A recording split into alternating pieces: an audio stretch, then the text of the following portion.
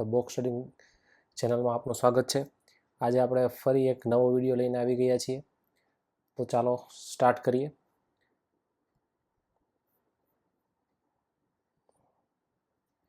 તો આજનો આપણો જે સ્વિંગ ટ્રેડિંગ સ્ટોક છે એ છે હિન્દુસ્તાન યુનિલિવર। તો સૌથી પહેલાં આપણે એમની વીકલી ટાઈમ ફ્રેમ જોઈ લઈએ।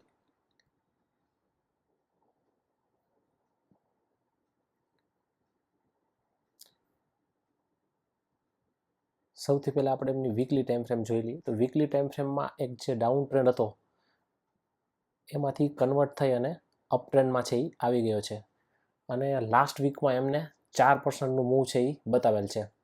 હવે આપણે લોવર ટાઈમ ફ્રેમમાં જઈશું, જેમ કે 1 આવરમાં। 1 આવરમાં તમે જોઈ શકો છો કે ફ્રાઈડે છે એ ગેપ અપ ઓપનિંગ થયેલું હતું, અને ઉપરની તરફ એમના ટાર્ગેટ છે એ 2700 સુધીના છે। તો અહીંયા એક છે એ આપણે એન્ટ્રી બની રહી છે, જે તમે જોઈ શકો છો કે 15 મિનિટમાં જઈએ તો 15 મિનિટમાં આપણે અહીંયા એમની એન્ટ્રી બને છે 2520 પાસે, અને એમનો જે સ્ટોપ લોસ રહેશે એ રહેશે 2500, એટલે 20 પોઈન્ટનો સ્ટોપ લોસ છે। આપણે હેજ પોઝિશન બનાવી અને આમાં આપણે આગળ વધીશું। હેજ પોઝિશન માટે કેટલા ફંડની રિક્વાયરમેન્ટ રહેશે એ તમને બતાવી દઉં। તો અહીંયા આપણે એક બાસ્કેટ બનાવેલ છે હિન્દુસ્તાન યુનિલિવરનું।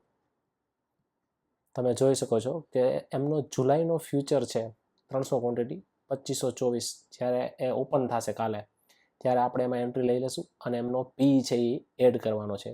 તો અરાઉન્ડ માર્જિન છે એ 50,000ની અંદર આપણને ફાઇનલ માર્જિન પડે છે, અને એમાં તમારો લોસ રહેશે એ રહેશે 16 થી 17,000નો લોસ।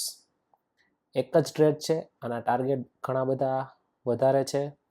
તમને ટાર્ગેટ બતાવી દઈએ કે ટાર્ગેટ એનો તમે જોઈ શકો છો કે પહેલો ટાર્ગેટ છે એનો છે 2625 સુધીનો છે। ત્યારબાદ આપણે હાયર ટાઈમ ફ્રેમમાં જોઈ લઈએ। સ્વિંગ ટ્રેડ માટે આ ખૂબ જ સારો, અને બીજો છે એ 2700નો છે। તો આ બે ટાર્ગેટ તમે એમાં અચીવ કરી શકો છો। લાસ્ટ વિડીયોમાં આપણે મુથુન ફિનાન્સ છે એમનો ટાર્ગેટ બતાવેલો હતો, તો તમે જોઈ શકો છો કે એમાં એક ડાઉન ટ્રેન્ડ બાદ ફરી પાછો અપ મૂવ છે એ આવી ગયું છે। હજુ જો એ નીચેની બાજુ આવે તો એમાં અપસાઇડનું મૂવ છે એ જોવા મળી શકે છે। એઝ વેલ એઝ આપણે ક્રૂડ ઓઇલની અંદર એક મૂવ બતાવેલું હતું।